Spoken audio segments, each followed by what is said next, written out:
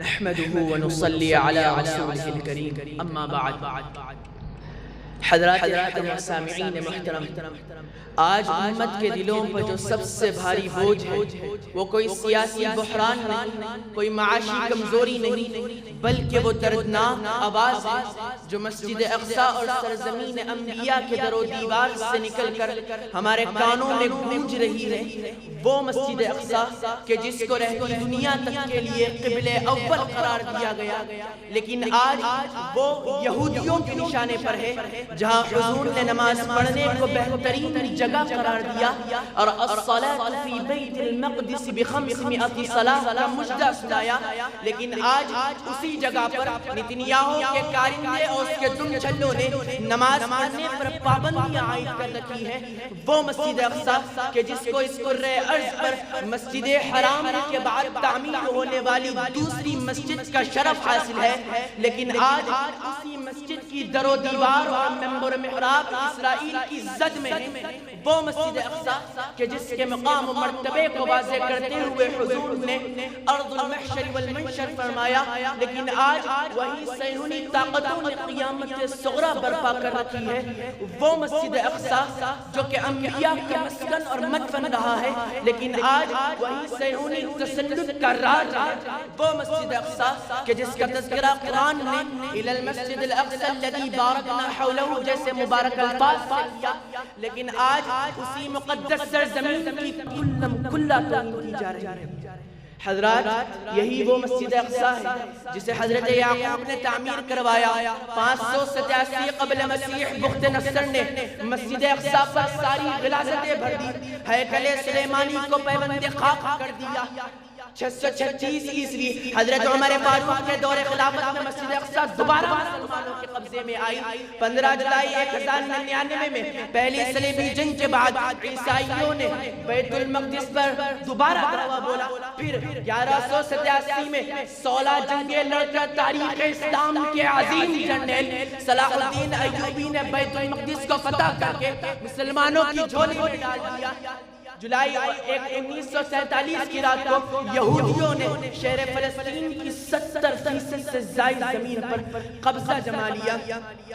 اب نوبت یہاں تک پہنچ چکی ہے کہ اکتوبر 2023 سے لے کر آج تک مسجد اقصی اور فلسطین پر وحشیانہ بمباری کا سلسلہ جاری ہے۔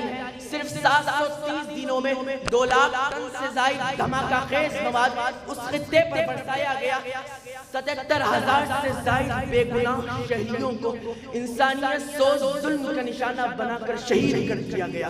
جنگی اصولوں کی دھجیاں اڑاتے ہوئے 70,000 سے زائد پناہ گاہوں کو، 400 سے زائد مساجد کو، سینکڑوں ہسپتالوں اور اسکولوں کو ڈرون اور راکٹ کا استعمال کر کے بم و بارود کے ذریعے ڈھیر میں تبدیل کر دیا گیا۔ اسرائیلی جارحیت نے ظلم کی تمام حدوں کو پار کرتے ہوئے اہل فلسطین کے لیے کھانا پینا، ادویات اور دیگر زندگی کے تمام ذرائع کو بند کر دیا اور انہیں تڑپتا بلکتا اور سسکتا چھوڑ دیا اور انہیں یہ کہنے پر مجبور کر دیا، اس طرح ستم ہم پہ ڈھائے گئے، مدتوں ہوئے مسکرائے ہوئے۔ حضرات، اتنے خطرناک حالات کے باوجود مسلم حکمرانوں کے ایوان اقتدار میں سناٹا چھایا ہوا ہے اور وہ یہودیوں کے تلوے چاٹنے میں آج تک محسوس نہیں کر رہے ہیں۔ حالانکہ مسجد اقصی صرف فلسطین کا مسئلہ نہیں ہے بلکہ پورے عالم کا مسئلہ ہے، لہذا فرمان خدا ان هذه امتكم امه واحده کے تحت ذاتی اختلافات اور مسلکی مفادات سے بالاتر ہو کر اتحاد و اتفاق رسی کو مضبوط کریں، اقصی کے تقدس کو سمجھتے ہوئے اس کے تحفظ کے لیے للہ باللہ کمر بستہ ہو جائے۔ اقتدار کی کرسیوں پر بیٹھے ہوئے حکمران اپنے معاشی اثرات کو عالمی سطح پر استعمال کریں، خاموش طاقتوں کو فعال کرتے ہوئے اقصی پر یلغار کو مذہبی آزادی پر حملہ قرار دے کر بین الاقوامی تناظر میں پیش کریں، الاقصی پروٹیکشن کاؤنسل کے نام سے مستقل ادارے قائم کریں، گلوبل سموتھ فلوٹیلا جیسی عالمی قافلوں کا بھرپور ساتھ دے، تعلیمی اداروں سے منسلک افراد اسکولوں، کالجوں اور یونیورسٹیوں میں اقصی اور فلسطین کے عنوان پر لیکچر، مباحث اور سیمینار منعقد کروائیں، میڈیا کے نمائندے اقصی پر ہونے والی زیادتیوں کو غیر جانبدار تحقیق اور شواہد کے ساتھ دنیا کے سامنے آشکارا کرے. تجار اور کاروباری حضرات اسرائیلی مصنوعات کا منظم انداز میں بائیکاٹ کریں. مدارس و مساجد سے وابستہ علماء اکرام جمعے کے بیانات، دروس اور کانفرنسوں کے ذریعے نسل نو کو اقصی اور تاریخی فلسطین سے واقف کروائیں.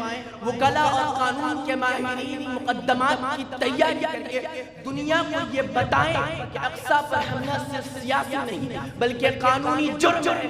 الغرض اقصی کے تحفظ کے لیے جانی، مالی، علمی، فکری، قلمی، لسانی، سیاسی اور سماجی ہر طرح کی مدد کی کوشش کرے اور دعاؤں کا خوب سے خوب اہتمام کرے.